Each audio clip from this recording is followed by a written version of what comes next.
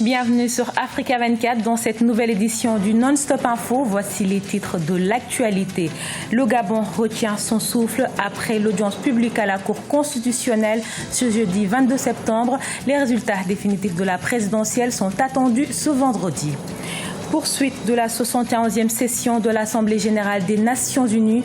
À l'ordre du jour, ce jeudi 22 septembre, les objectifs de développement durable, un enjeu mondial selon le président camerounais Paul Biya. Et puis le président Alassane Ouattara en campagne pour la Côte d'Ivoire. Il a officiellement présenté la candidature de son pays au statut de membre non permanent du Conseil de sécurité des Nations unies. Au Gabon, la Cour constitutionnelle doit confirmer ou non la réélection d'Ali Bongo Ondimba à la tête du pays. La décision devrait être connue ce vendredi 23 septembre. Une audience publique de la plus haute instance du pays a eu lieu ce jeudi pour examiner le contentieux qui divise les deux camps dans ce processus électoral. C'est un reportage de Serge Kofi et Douglas Toutoum. L'audience de la Cour constitutionnelle a débuté par la lecture du juge rapporteur des arguments et contre-arguments des deux camps. Dans ce rapport, les candidats Jean Ping et Ali Bongo Ondimba s'accusent mutuellement de fraude lors du scrutin du 27 août 2016 au Gabon. Ensuite, les avocats ont fait leurs remarques. La défense de Jean Ping a fait remarquer, selon elle, l'opacité dans laquelle s'est déroulée l'instruction. Elle a également défendu l'authenticité des procès-verbaux en leur possession. Nous n'avons jamais été informés de rien du tout. Aucun acte de procédure ne nous a été notifié à temps. Quand on demande les informations au greffe, on dit vous allez le savoir après. Quand j'ai dû écrire 3 jours avant la fin de l'échéance à monsieur le doyen pour dire je ne comprends pas, je m'inquiète, il n'y a rien qui arrive. Et on m'a répondu clairement, monsieur le juge m'a répondu clairement pour me dire que les juges mènent leur enquête comme la loi le permet, c'est-à-dire ils organisent les mesures d'instruction d'enquête qu'ils jugent nécessaires, que notre demande d'une commission d'experts des deux camps n'est pas admise, je ne sais pas sur la base de quoi. Pourtant, la loi prévoit que les juges peuvent se faire assister ou peuvent désigner des experts à leur côté. Pour Francis Kéa, l'avocat d'Ali Bongo dans cette affaire, seuls les procès-verbaux provenant de la Commission nationale électorale doivent faire foi. Et la Cour constitutionnelle doit aussi vérifier la régularité du scrutin dans 27 bureaux de vote dans la commune de Libreville. Madame le Président, le monde entier nous écoute. Vous êtes aujourd'hui le médecin de notre pays. Vous êtes le médecin de ce peuple. Nous vous demandons un à un de nous revoir tous ces procès-verbaux. Un à un. Sur la base de l'article 66. L'article 66 vous donne la possibilité de vérifier la régularité de toute élection. Vous devez vérifier la régularité de toute élection. La sincérité du scrutin. Et sur cette base, Madame le Président, vous allez vous référer aux procès-verbaux de l'administration. La Cour ne se prononcera pas sur la sanction d'éligibilité de Jean Ping que le camp d'Ali Bongo Ondimba accuse d'avoir orchestré les violences post-électorales. En revanche, le ministère public demande à la Cour qu'elle recompte les voix. Les autres points qui divisent les deux camps sont mis en délibéré et la Cour statuera comme il lui appartiendra et le verdict devrait être connu ce 23 septembre 2016.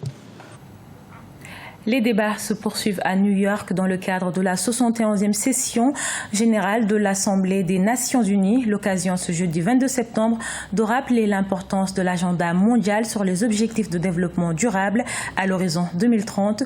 Le Cameroun, pays signataire, vient de réaffirmer son engagement à contribuer à la réalisation de ces objectifs. Amira Benjabala, Jean-Pierre.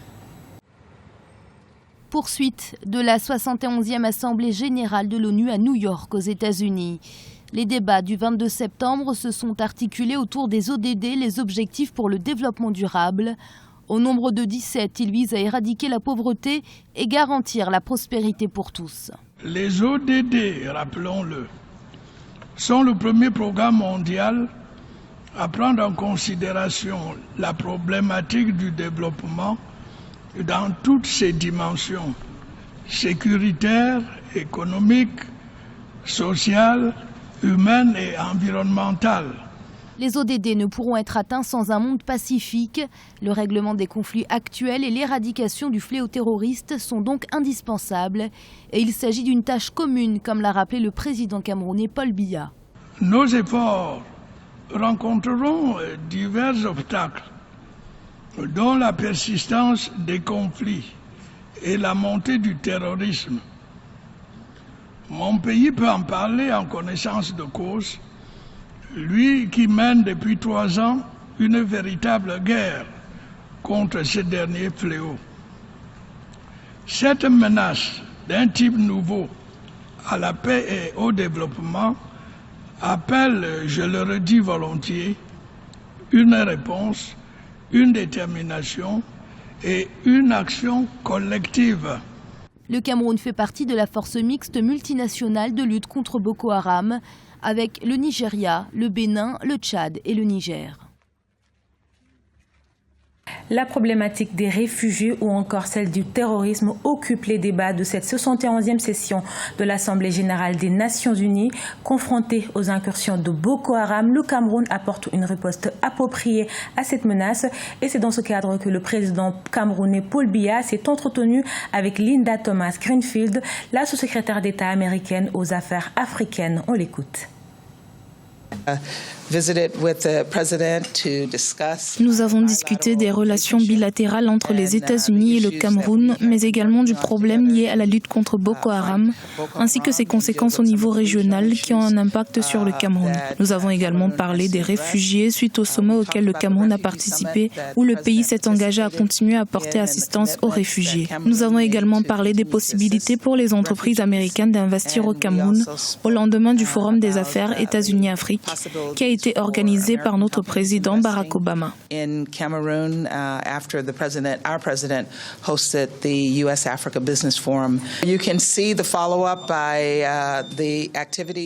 Nous pouvons voir que ces engagements sont respectés, notamment au niveau de la lutte contre Boko Haram.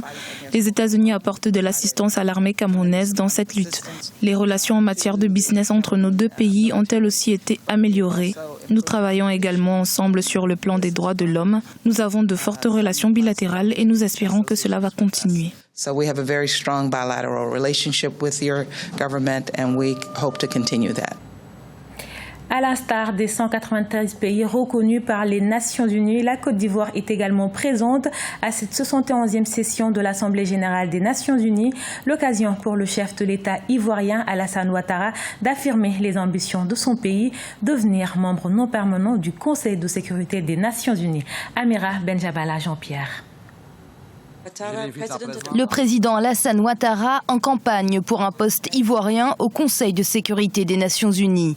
C'était dans le cadre de la 71e Assemblée générale de l'ONU qui se tient depuis le 20 septembre à New York. C'est fort de cette remarquable évolution que mon pays a décidé de se porter candidat à un siège de membre non permanent du Conseil de sécurité des Nations Unies pour la période 2018-2019. La CEDEAO puis l'Union africaine ont endossé cette candidature. Je voudrais à cet égard appeler l'ensemble des États membres de notre organisation à soutenir la candidature de la Côte d'Ivoire lors des élections prévues en juin 2017. La Côte d'Ivoire a de nombreux arguments pour appuyer sa candidature, parmi eux la stabilité dont elle bénéficie depuis des années. La Côte d'Ivoire, à travers cette candidature, entend partager avec les autres pays membres son expérience réussie du maintien de la paix et de la collaboration au sein des Nations Unies. Je voudrais rappeler que la Côte d'Ivoire a contribué par le passé à l'effort de stabilisation au Congo, en Haïti et en Centrafrique, à travers respectivement la MONUSCO, la MINUSTA et la MINUSCA. La Côte d'Ivoire bénéficie également d'un atout de taille, la levée des sanctions par les États-Unis, la garantie du retour de la bonne gouvernance et de la marche vers l'émergence. Il peut se targuer d'avoir gagné pour la Côte d'Ivoire la Coupe d'Afrique des Nations. Avec 19 buts au compteur, le milieu de terrain ivoirien Yaya Touré a annoncé sa retraite internationale. Membre de la génération dorée de la Côte d'Ivoire, il a également enregistré pour son pays 4 ballons d'or africains. Idolette Mirabel Bissou. Le milieu de terrain ivoirien Yaya Touré a annoncé mardi 20 septembre 2016 sa retraite internationale. Âgé de 33 ans, le joueur de Manchester City, 4 fois ballon d'or, ne portera plus le maillot des éléphants de la Côte d'Ivoire pour défendre les couleurs de son pays. Une décision qui a suscité des réactions mitigées de la part des férus du ballon rond ivoirien. Le frère Yaya Touré a ses raisons. mais il a rendu des loyaux services à la nation et je pense que sa retraite n'est pas le moment venu. Il devra attendre la CAN 2017 et puis après la CAN, dire merci à tous les Ivoiriens et puis humblement prendre sa retraite. Mais aujourd'hui, c'est avec un regret que nous avons appris la nouvelle et en tout cas, je me demande bien si la relève sera assurée. La retraite qu'il a pris, on n'est pas d'accord. Pourquoi tout d'un coup tu prends la retraite? 33 ans, tu prends la retraite. Franchement, nous, on n'est pas d'accord pour ça. Didier Drogba, je sais combien d'années. Il a déjà pris sa retraite, mais il est revenu jouer encore. Depuis sa première sélection en équipe nationale en juin 2004 face à l'Égypte, Yaya Touré a comptabilisé 113 participations avec les éléphants. Il a notamment représenté son pays à l'occasion de 6 Coupes d'Afrique des Nations. Il a également soulevé le trophée de champion d'Afrique il y a 2 ans en battant le Ghana en finale.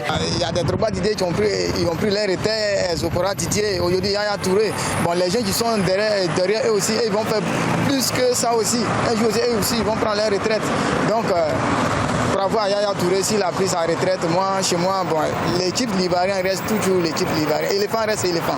L'international Yaya Touré ne participera pas à la Coupe d'Afrique des Nations 2017 qui aura lieu au Gabon. Il comptabilise 19 buts en sélection. Yaya Touré est considéré par les experts du ballon rond comme l'un des plus grands joueurs que la sélection ivoirienne ait connu.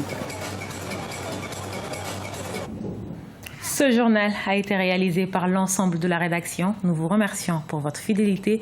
Dans un instant, une nouvelle édition de l'actualité sur Africa 24.